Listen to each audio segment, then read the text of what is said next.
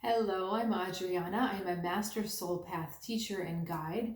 Today, with an intuitive tarot reading for someone who is also on the spiritual journey. Getting these cards shuffled, please keep in mind that I am tapping into a specific energy, but as we can't really dialogue back and forth as I would normally do in a reading, you're going to have to really interpret for yourself, feel what resonates with you, and use this information responsibly. So information should always empower you, whether it's coming from me or coming from someone else. It's not telling you what to do with your life, it's just giving you guidance and perhaps a bit more context. What you do with this information is always up to you. Okay. Now, I want to look at a specific relationship that's going on. Let's see who we're talking about. Okay, I want to look at your energy first, and then I'll look at theirs. All right, so energy for you, we've got Seven of Earth. So this is in general, it's the assessing card of the weighing the situation. Either you are in your head a little bit, or you need to step back into your head and kind of objectively see what's happening in front of you rather than being so emotionally involved with what's going on. Okay, the other person, we've got Seven of Air. Interesting. So we've got double sevens. So in some ways you guys are equal, and in other ways, you work completely differently. Now, this person that you're with is hiding or trying to get away with something. This is not what we would call actions with integrity. This is someone who generally likes to take, but not be seen, not be caught. Again, they like to work behind the scenes. And the Seven of Earth is like, you're trying to figure out what's going on. You're stepping back and you're analyzing, and you're perhaps sensing that something is off, but you're trying to figure out exactly what is off. Now, this person you're with is clever, or this relationship we're talking about, this is a very clever energy. They are not unused to playing mind games. They are very clever at talking their way out of the situation, or just not getting caught. Okay, so even though you're trying to come at this logically and with as much clarity as you can get, it's just very hard to pin them down. You know, it's very hard to get a read on what exactly they're doing and how to catch them. That's the thing, they're kind of slippery. It's like shapeshifter energy. So what's going on between you? Right.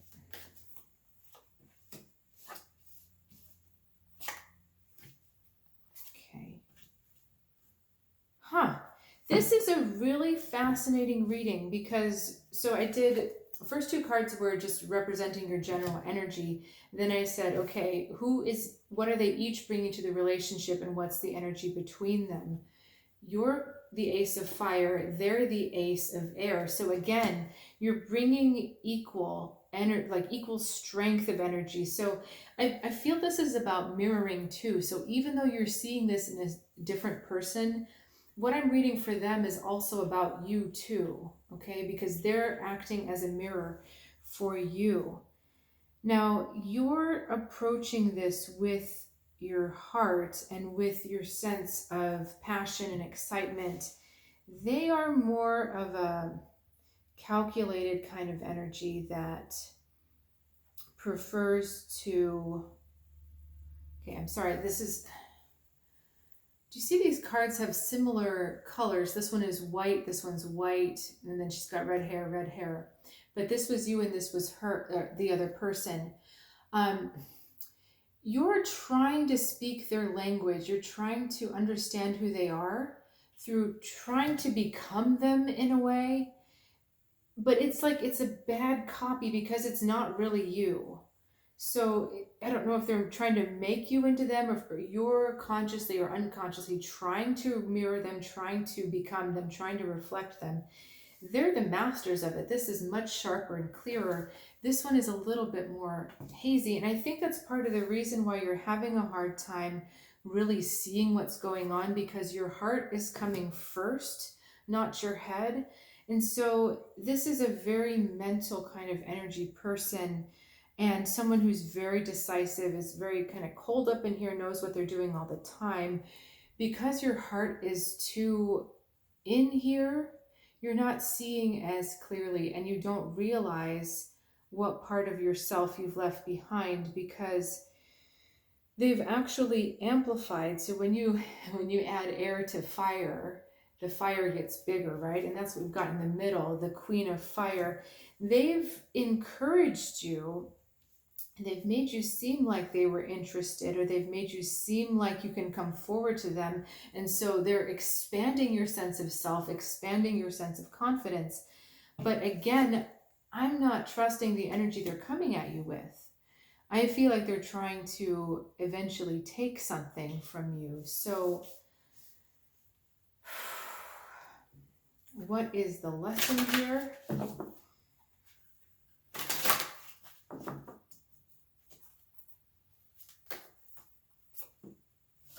Death, the Fool, well, that's pretty self-explanatory, and the Five of Fire. So we're talking about the death of the old self, or the death of the old way of doing things, and then having a new start, piggyback on that you're being asked to do something different. So you need to shed the parts of you that are not this person. Now, this is cool too. These are the aces. This is what you're both bringing. She's got white hair dressed in fire, like a fiery robe. This one is a white robe dressed in fiery hair. So you're actually the total opposite of who this person is, what you find yourself doing. So if you're kind of lost in confusion, that's not who you are. You're actually a very decisive, clear-headed person. If you find yourself lost in being over rational, then that's not right either, because you're actually a very intuitive, sensitive person. So whatever you're struggling with right now, understand you're really the opposite of that. Okay? And this is about, instead of just acquiescing to what the other person is trying to give towards you, this is a new opportunity for you to really stand up and deal with this challenge head on. Okay, you feel like something is off, bring it up to them. You're noticing something's not quite right, point it out. This is about keeping your center, keeping yourself, keeping your balance, even though you may be challenged, even though something or someone may be opposing you. This is about keeping your footing. All of these cards, except for the Death, and the Seven of Earth, are kind of masculine energy cards. So this is about connecting to that divine masculine energy. And what does that mean? Divine masculine energy is about strength. It's about boundaries. When you strongly know who you are, it is very easy to create boundaries. It's also about the divine logic. So if A leads to B but has no path to get to C, then there's something wrong here, right? Everything has to add up in the divine logic. And this is about learning how to strengthen that side of yourself rather than getting swept away by your heart or your emotions or your hopes. You are a very fearless person, but there's also a sweetness and an innocence about you that's always looking forward with hopeful expectation. And that's sometimes where you can be taken advantage of, because you have that hope in you. And hope is different than, no, this is reality, this is where I am, this is who I am. Hope is casting into the future a wish. So it's a little bit like a balloon. You can hold on to it, but it's not really grounded. It's not so tied to reality, right? And that's where this kind of almost Machiavellian manipulative energy can really take hold of you, because they know they can figure out pretty quickly what that hope is. They can twist you around because of that hope. Um, they can make you think that you're going to have that hope requited and fulfilled with them, and then all of a sudden they shift. Like, so it's like they've got you, and then so this is about keeping that open heart and open, joyful spirit without letting yourself be led down these strange, twisty pathways because of a false hope, or because you want the hope more than you actually want to see the truth. Okay? Now, this other person will tell you that they have a hold on the truth and you don't. And that's not that's not really the way it is. You both have a hold on reality, but you have different motivations with reality. You want to see a certain thing, they want to get a certain thing. And because they want to get a certain thing, they take advantage of the way you want to see things. So, what is the advice here?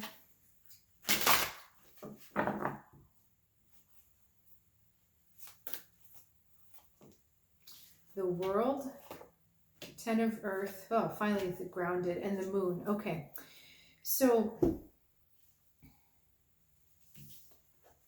I really like these cards. They're much more kind of grounded and realistic than the cards that we've been dealing with. This is about really knowing that you are enough, that you are complete in every way, and that you can invest in yourself over the long term. The moon is saying that there's hopes and confusion and some delusion because of all of that stuff we were talking about, kind of all that mess in front of me on the table. In order to get out of that, this is about getting real with you. What do you really want for the future? Not what you hope will happen, but what do you want to see happen? Okay, what do you know in your being to be what you deserve? Okay, now this is tricky because when you're in this kind of a situation where the other person is not coming at you with integrity and you're not able to trust them, it's sometimes easy to lose sight of the fact that you do deserve good things. You do deserve life to work out for you. You do deserve the things that you want. They can really get into your self-esteem and convince you that that's not true, that you don't deserve better, that you don't have any place outside of where you are now, that this is the best it's going to be and this is all you really are ever going to get. That's not true. There is a longer term vision and goal that you want to see for yourself. And this is about stepping out of that situation for a second mentally and reconnecting with what was that? When was that for me? Because you can get this. It's totally it's there for you. But you have to be willing to invest in this first step, which has to do with standing up for yourself, which has to do with saying, nope, that's not right. But where it is supported is by your inner belief and conviction that you deserve good things. You deserve the best because of just who you are. You know, we all have this core of love and unconditional love within us that connects to something bigger, a bigger source of unconditional love. And because of that unconditional love, we deserve what we want. You know, that's just it. If you want it, you deserve it. Okay, if you truly want it with all of your heart and soul, and you know that it would bring you more love, more joy, more positivity, that's the kind of thing we're talking about. Okay. Um, Pay attention. Pay attention to what's around you. Pay attention to actions. Pay attention to physical things. Pay attention to tangible things. Okay.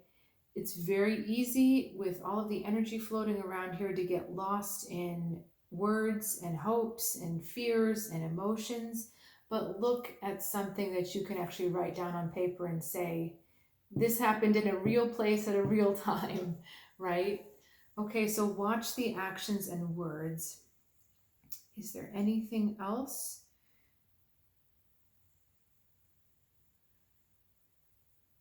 I'm getting about don't give up. All right, this illusion or delusion you're in right now is pretty strong and pretty confusing. And it can be difficult for you to want to let go of it to do the real letting go. Because in the letting go of that delusion, you're having to let go of a certain perception of yourself. And you may not really think that you are or have that person within you. What I mean by that, I watched this really silly movie last night, and this woman was in a very codependent relationship with a narcissist, and eventually he kicks her out of the house, and she doesn't believe that she's strong enough to stand on her own 2 feet because she's never had to do it. And that's a little bit what's going on. She also didn't want to believe that she could stand on her own 2 feet because that would mean that she's going to be having to be words that she has to be responsible for herself right now. So if you say, yes, I am strong, I can take care of myself, well, then suddenly you have to be responsible for yourself. And you may not want to believe that because it might be easier to believe that someone else should be responsible for you. So there's really, even though this person is helping you learn this lesson, and yes, the energy they're giving you is not positive and loving, this is still a journey of self discovery because it's teaching you to shed something that an old way of seeing yourself that is not in alignment with your strength, that is not in alignment with your truth. Even though they're the ones shape shifting, we talked about the mirror. You hiding this part of yourself from you and from the rest of the world isn't full of integrity either. Okay?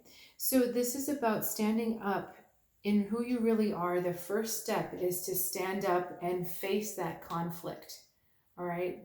That's the first step. And then after that, then you need to check in with your inner guidance to see what you do next. But the very first step is standing up with to that conflict. Okay, anything else want to come out? All right, I'm going to end the reading here. If you are interested in a one-on-one or even a longer spiritual mentoring type of relationship, I do have those types of services available. You can check out soulguidancewithadriana.com. There's a link in the description below. My email's also there if you'd like a reading. I wish you peace and strength, comfort, and love on this next step of your journey. And I'll see you soon.